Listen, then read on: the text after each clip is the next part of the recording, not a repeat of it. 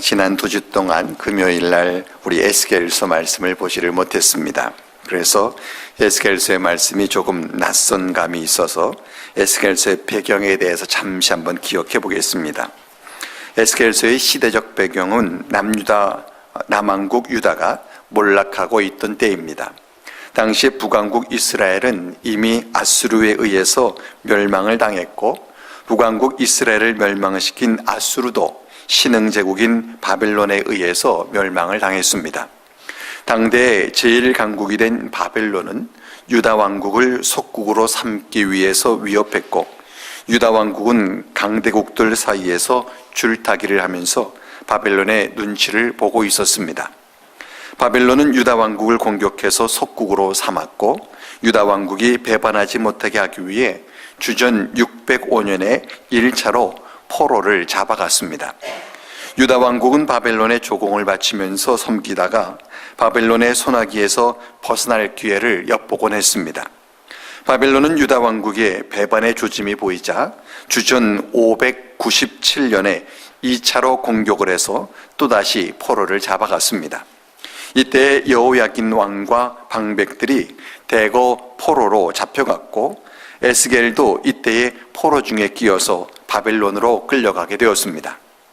그러나 이같이 유다 왕국이 바벨론의 공격을 받고 포로로 끌려가는 것은 하나님께서 저들이 우상 숭배를 버리고 온전히 하나님만을 섬기게 하기 위해서 하신 일이었습니다.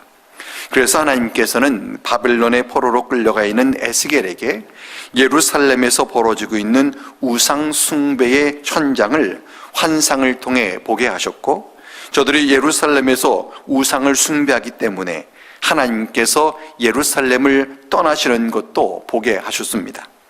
그리고 결국에는 예루살렘이 멸망할 것에 대한 환상도 보게 하셨습니다. 에스겔은 자신이 본 환상을 유다 백성들에게 전했습니다. 그러나 유다 백성들은 에스겔의 말을 들어도 회개할 줄을 몰랐고, 도리어 자신들은 죄가 없는데 조상들의 죄로 인해서 자신들이 고난을 받고 있다라고 생각을 했습니다. 그런 가운데 점점 예루살렘의 멸망은 다가오고 있었습니다. 실제로 에스겔이 바벨론의 포로로 끌려온 때부터 예루살렘이 멸망한 때까지는 불과 11년의 차이밖에는 나질 않습니다. 2차 바벨론 포로가 주전 597년이고 예루살렘의 멸망이 주전 586년입니다. 예루살렘 멸망 때는 점점 다가오고 있는데 유다 백성들은 회개할 줄을 모르고 오직 조상탓만 하고 있었습니다. 그러자 오늘 본문에서 이제 하나님께서는 에스겔에게 애가를 지어 부르라 라고 말씀을 하십니다. 그래서 오늘 설교의 제목이 애가를 지어 부르라 입니다. 누구에게 어떤 애가를 부르라고 하는 것인지 오늘 본문을 통해서 우리들에게 하시는 음성을 들을 수 있기를 간절히 바랍니다. 먼저 1절로 4절 말씀을 제가 다시 한번 읽겠습니다. 너는 이스라엘 고관들을 위하여 애가를 지어 부르라. 내 어머니는 무엇이냐? 암사자라. 그가 사자들 가운데에 엎드려 젊은 사자 중에서 그 새끼를 기르는데 그 새끼 하나를 키우매 젊은 사자가 되어 먹이 물어뜯기를 배워 사람을 삼키매 이방이 듣고 함정으로 그를 잡아 갈고리로 꿰어 끌고 애굽 땅으로 간지라. 애가는 슬픔의 노래입니다. 하나님께서 이스라엘의 고관들을 위해서 애가를 지어 부르라고 하시는 것은 이스라엘의 지도자들이 앞으로 당하게 될 고난 또는 이미 당한 고난에 대해서 말씀하시고자 하는 것입니다. 하나님께서 유다 백성들에게 내 어머니는 암사자다라고 했습니다. 이 말은 유다 나라를 암사자에 비유하고 있는 것은 유다를 과거의 다윗 왕 시절과 솔로몬 왕 시절의 그 위엄을 주변 나라에 떨친 것을 기억하게 하는 것입니다. 그런데 그 암사자가 새끼 사자 하나를 키워서 젊은 사자가 되자 먹이 물어뜯기를 가르쳤다고 했습니다. 그러자 그가 사람을 삼켰고 그가 사람을 삼켰다는 말을 이방이 듣고는 함정으로 그를 잡아 갈고리로 꿰고 끌고 애굽 땅으로 갔다라고 했습니다. 여기 말하는 젊은 사자는 남유다의 끝에서부터 네 번째 왕인 여호아하스 왕을 말합니다. 여호아하스는 요시야 왕의 뒤를 이어서 23살에 왕이 된 왕입니다. 요시야 왕은 하나님을 잘 섬기는 왕이었는데 그가 애굽과 아수르가 전쟁을 할 때에 아수르의 편에 섰다가 그만 애굽에 의해서 죽임을 당했습니다. 요시야 왕이 죽자 유다 백성들은 요시야의 아들인 여호아하스를 왕으로 세웠습니다. 그러나 여호아하스는 자신의 백성들에 의해서 왕이 되었음에도 불구하고 백성들을 몹시 괴롭힌 왕이었습니다. 열왕기하 23장 32절에는 그에 대해서 기록하기를 여호와 보시기에 악을 행했다라고 짧게 기록하고 있습니다. 열왕기 하나 역대하에는 그에 대해서 이같이 짧게만 기록하고 있지만 오늘 본문인 에스겔 19장 3절에는 그가 먹이 물어뜯기를 배워서 사람을 삼켰다 이렇게 기록을 하고 있습니다. 그가 포악하고 잔인한 왕이었던 것을 말하고 있습니다. 그래서 애굽왕 바로 느고는 그를 그냥 두면은 애굽의 방해가 될 것이다 라고 생각을 해서 그가 즉위한 지 3개월 만에 그를 애굽으로 끌고 갔습니다. 본문은 이것에 대해서 이방이 듣고 함정으로 그를 잡아 갈고리를 꿰어 끌고 애굽 땅으로 갔다 이렇게 표현을 하고 있습니다. 당시에 여호아하스가 애굽으로 끌려갈 때 마치 짐승이 잡혀가는 것 같은 이 비참한 모습으로 끌려간 것을 기록하고 있습니다. 여호아하스는 결국 애굽에서 죽고 맙니다. 하나님께서 이것을 애가로 지어 부르게 하시는 것은 에스겔이 이 비유를 말할 때에 유다 백성들이 이 비유의 주인공이 여호아하스 왕인 것을 알 수 있기 때문입니다. 유다 백성들은 비록 여호아하스가 포악한 왕이었지만 자신들의 왕이 애굽에 의해서 짐승과 같이 끌려간 것을 아주 매우 치욕으로 생각했을 것입니다. 하나님께서 이것을 애가로 지어서 부르라고 하시는 것은 다시는 그런 일을 겪지 않도록 회개하고 하나님께 돌아와 하나님을 섬기라고 말씀하시는 것입니다. 5절로 9절 말씀입니다. 함께 읽습니다. 암사자가 기다리다가 소망이 끊어진 줄을 알고 그 새끼 하나를 또 골라 젊은 사자로 키웠더니 젊은 사자가 되매 여러 사자 가운데에 왕래하며 먹이 물어뜯기를 배워 사람을 삼키며 그의 궁궐들을 헐고 성읍들을 부수니 그 우는 소리로 말미암아 땅과 그 안에 가득한 것이 황폐한지라 이방이 포위하고 있는 지방에서 그를 치러 와서 그의 위에 그물을 치고 함정에 잡아 우리에 넣고 갈고리를 꿰어 끌고 바벨론 왕에게 이르렀나니 그를 옥에 가두어 그 소리가 다시 이스라엘 산에 들리지 아니하게 하려 함이라. 암사자는 젊은 사자가 애굽 땅으로 끌려가자 기다리다가 그가 죽어 이제 소망이 끊어진 줄 알고 그 새끼 하나를 또다시 골라 키우게 되었습니다. 그 사자가 젊은 사자가 되어 먹이 물어뜯기를 배우자 그도 또 사람을 삼켰습니다. 그는 궁궐을 헐고 성읍들을 부쉈고 그 우는 소리로 말미암아 땅과 그 안의 모든 것이 황폐하게 되었다고 했습니다. 그러자 이방이 쳐들어와서 그를 포위하고 그에게 그물을 치고 함정에 잡아 우리에 넣고 갈고리로 꿰어 끌고 바벨론으로 끌고 가 옥에 가두었다라고 했습니다. 이것은 지금 비유인데 여호아하스 다음 왕인 여호야김을 두고 하는 비유입니다. 애굽은 여호아하스를 잡아가고 여호야김을 왕위에 세웠습니다. 여호야김은 애굽에 조공을 바치면서 자리를 유지했고 11년간 남유다를 통치했습니다. 그는 자신의 왕권을 유지하기 위해서 백성들을 괴롭혀서 금과 은을 징수해내서 애굽에 조공으로 바쳤습니다.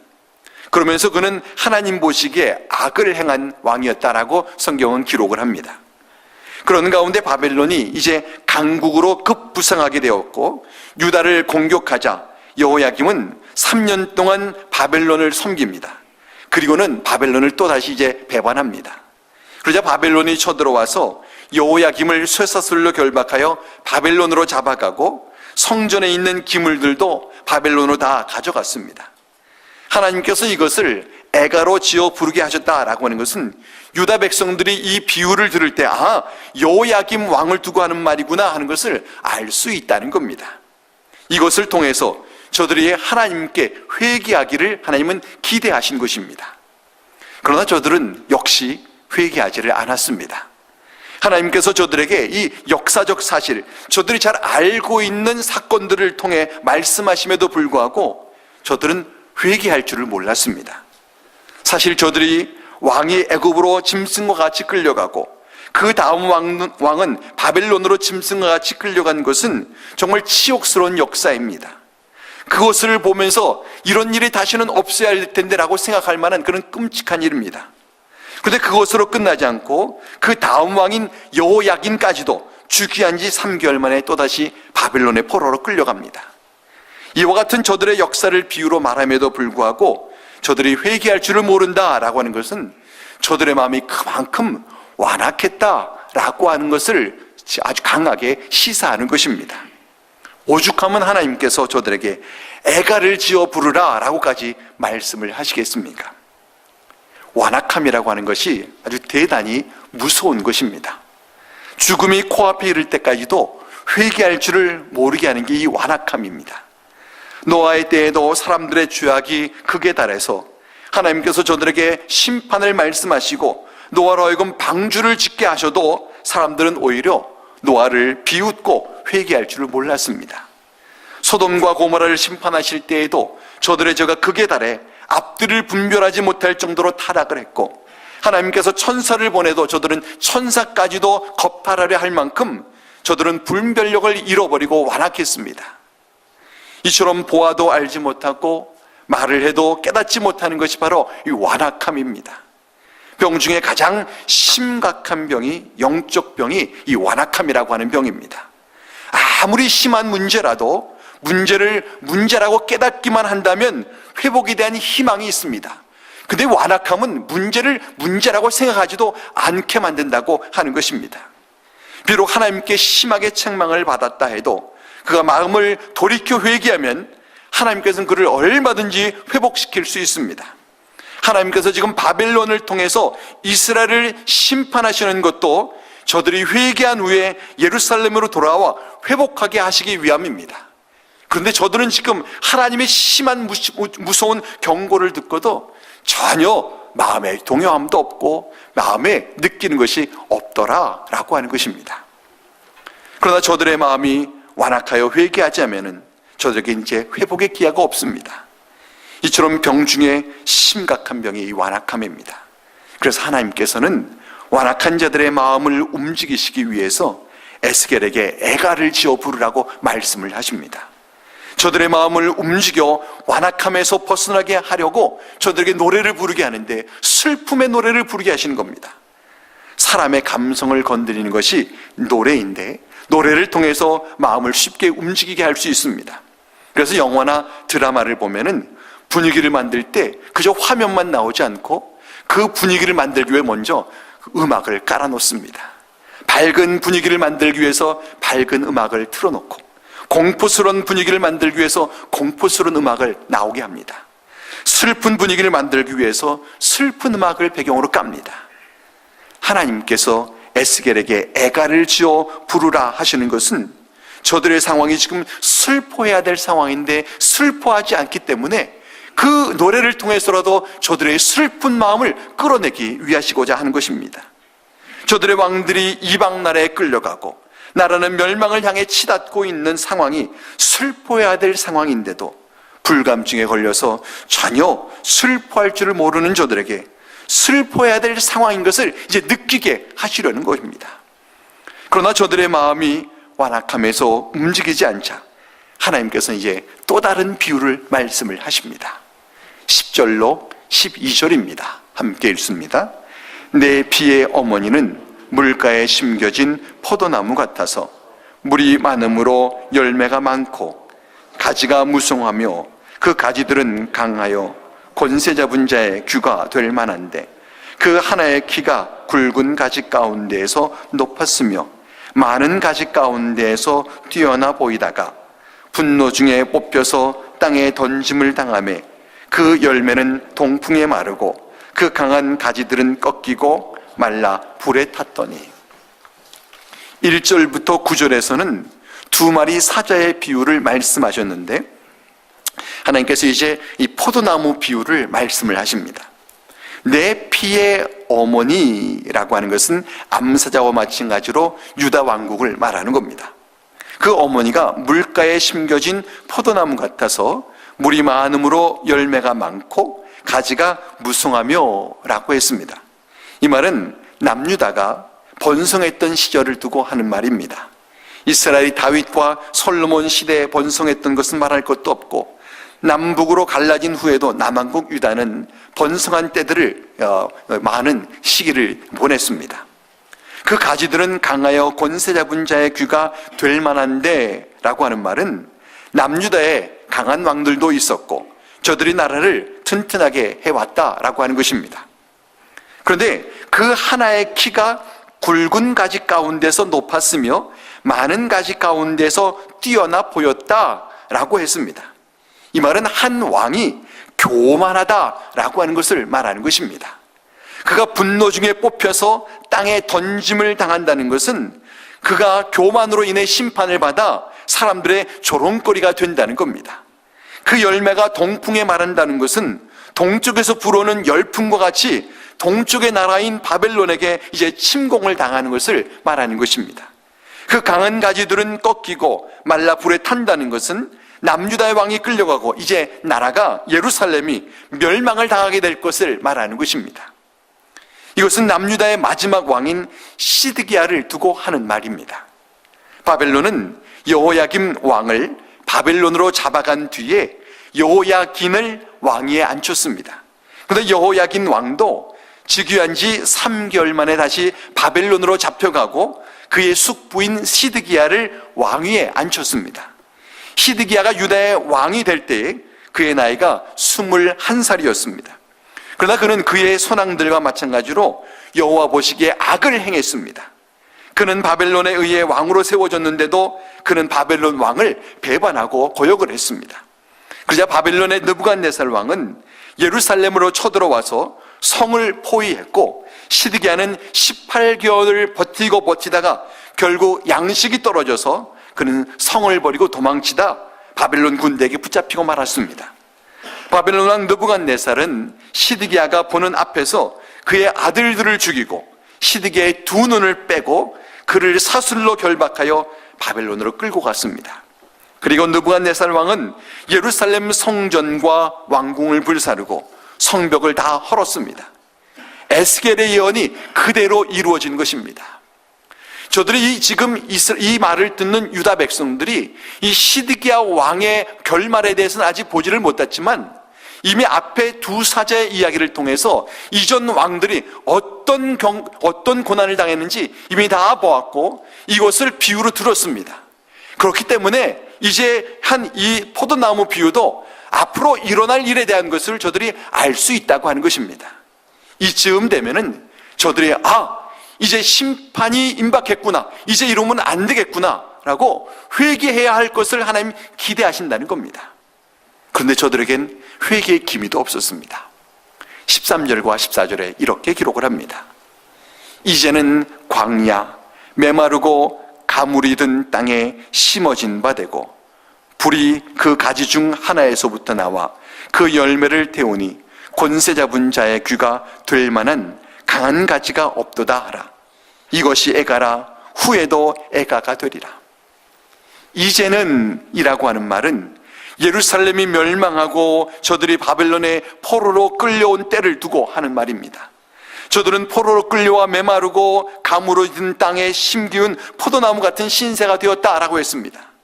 저들이 이전에 살던 땅은 주변 나라들이 탐낼 만큼 젖과 꿀이 흐르는 그런 땅이었는데 저들은 이제 바벨론의 포로로 끌려와 메마른 땅에 심겨진 포도나무 같은 처지가 되었습니다. 저들이 끌려온 바벨론이 그런 땅이기도 하지만 끌려온 저들의 마음이 메마른 땅과 같이 갈급하고 이제는 정말 형편없는 그런 처지에 되었다고 하는 것입니다. 불이 그 가지 중 하나에서부터 나와 그 열매를 태운다라는 것은 교만하고 패역한 시드기야가 왕이 되어서 나라가 멸망에 이르게 된 것을 두고 하는 말입니다. 권세 잡은 자의 귀가 될 만한 강한 가지가 없도다 하라 라고 하는 것은 이제 더 이상 유다의 왕이 될 자가 없다는 겁니다. 실제로 시드기야를 끝으로 다윗 왕가는 끝나고 맙니다. 그래서 에스겔은 이것이 애가라 후에도 애가가 되리라 라고 했습니다. 저들이 이로 인해 슬퍼할 뿐만 아니라 두고두고 슬퍼하게 될 것을 말하는 것입니다. 에스겔이 이것을 예언하던 때는 아직 예루살렘이 멸망하기 전이고 시드기야가 아직 유다의 왕으로 있던 때입니다. 에스겔은 지금 유다 백성들에게 지금 무서운 경고를 하고 있는 겁니다. 그럼에도 불구하고 저들은 회개하지를 않았다고 하는 것입니다. 그래서 에스겔이 이것을 예언한 지 7, 8년쯤 후에 그 예언대로 예루살렘은 바벨론에 의해서 완전히 멸망당하고 맙니다. 저들이 끝까지 하나님의 경고를 받아들이지를 않은 것입니다. 성경은 하나님이 아무리 말씀하시고 말씀하셔도 그것을 듣지 않고 받아들이지 않고 마음을 바꾸지 않는 것을 완악함이라고 말하고 있습니다. 본문은 지금 우리에게 완악함에 대하여 교훈하고 있는 것입니다. 오늘날 우리에게 있는 문제도 본문의 유다 백성들에게 있었던 문제와 사실 어쩌면 다를 것이 없을 것입니다. 말씀이 없는 것이 문제가 아니라 말씀을 들어도 반응할 줄 모르는 것이 문제입니다.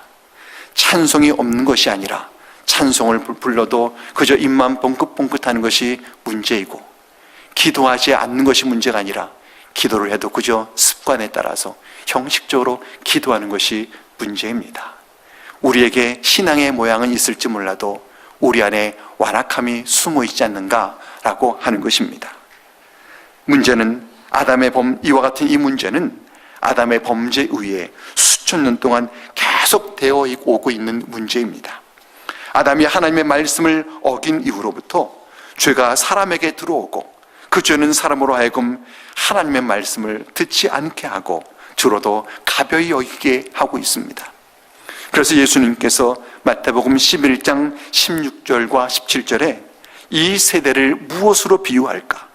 비유하건대 아이들이 장터에 앉아 제 동물을 불러 이르되 우리가 너희를 향하여 피리를 불어도 너희가 춤추지 않고 우리가 슬피 울어도 너희가 가슴을 치지 아니하였다 함과 같도다 라고 했습니다.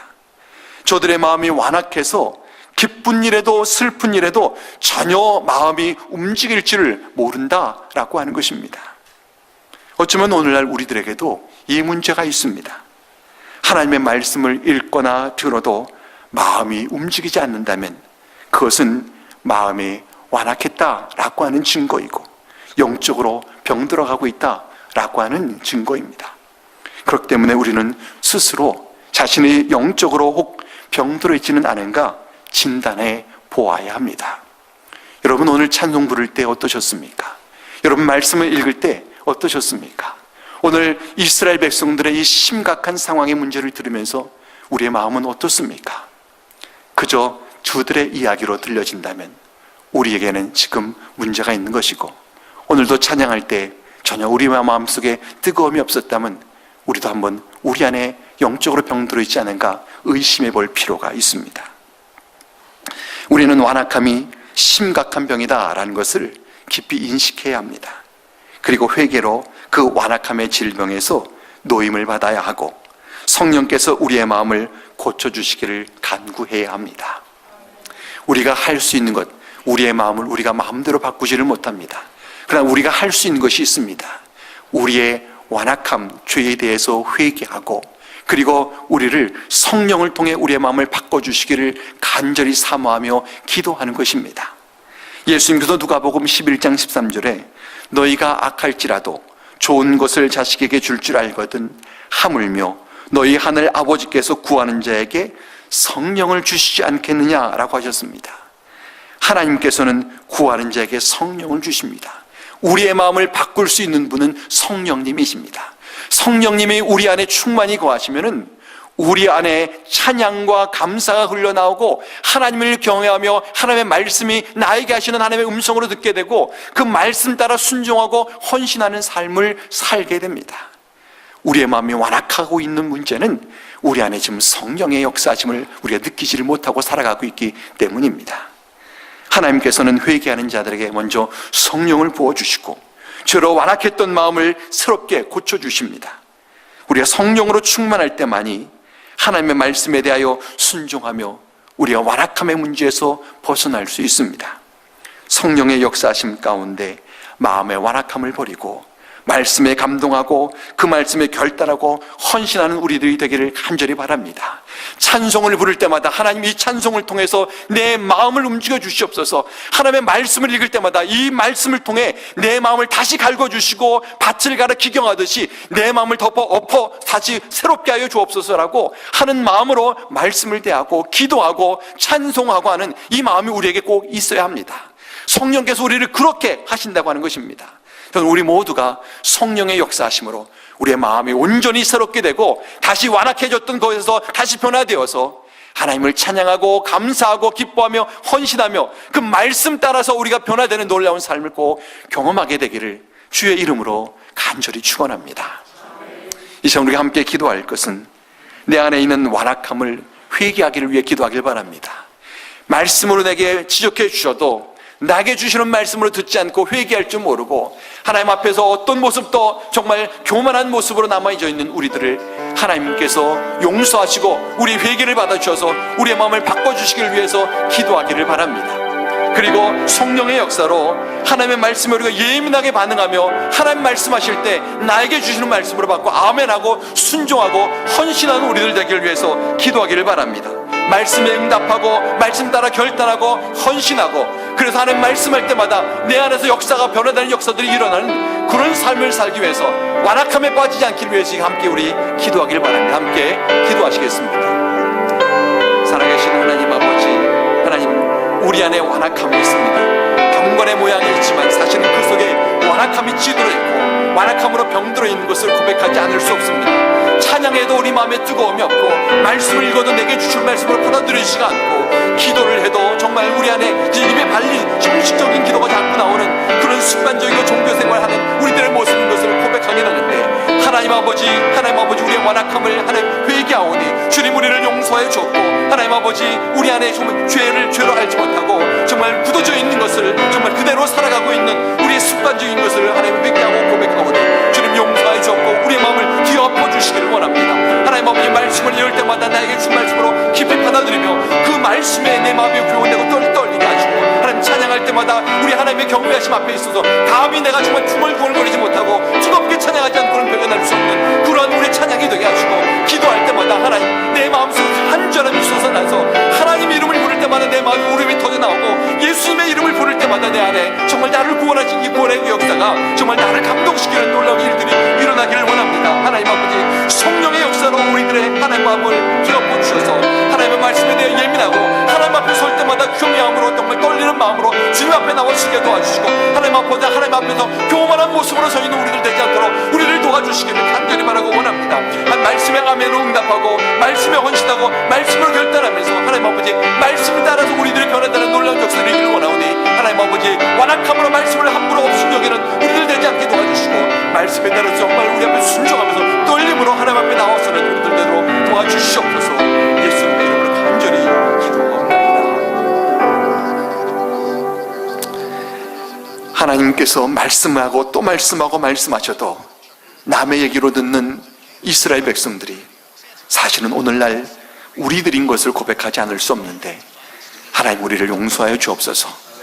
말씀을 들어도 그저 습관으로 흘려버리고 말씀을 들어도 나에게 주는 말씀으로 듣지를 못하고 그저 지식으로 판단하고 찬송을 해도 뜨거운 감정도 없고 그 예배를 드려도 정말 하나님 보시기에 부끄러울 모습으로 엉터리로 예배를 드릴 때가 얼마나 많은지 하나님 이 모습이 우리들의 모습인 것을 고백하고 회개합니다. 하나님 우리의 마음을 하나님 완악함에서 벗어나도록 우리의 입에서 회개가 터져 나오게 하시고 그런 우리에게 성령을 부어주셔서 하나님의 말씀에 대하여 예민하게 반응하고 아멘하고 떨림으로 주님 앞에 나와 쓰고 찬양하면서 감격으로 눈물로 찬양하고 기도할 때마다 정말 하나님 앞에 서 있는 나의 모습을 보면서 감히 정말 형식적으로 기도할 수 없는 우리들의 모습이 될 수 있도록 하나님 우리를 뒤바꿔 주시옵소서. 그래서 하나님 아버지 우리 앞에 성령의 역사하심과 뜨거움으로 인해서 내 삶의 아름다운 변화가 일어나도록, 그래서 우리 하나님 기쁘시게 하는 삶을 꼭 살 수 있도록 도와주시옵소서. 예수님의 이름으로 간절히 기도하옵나이다. 아멘.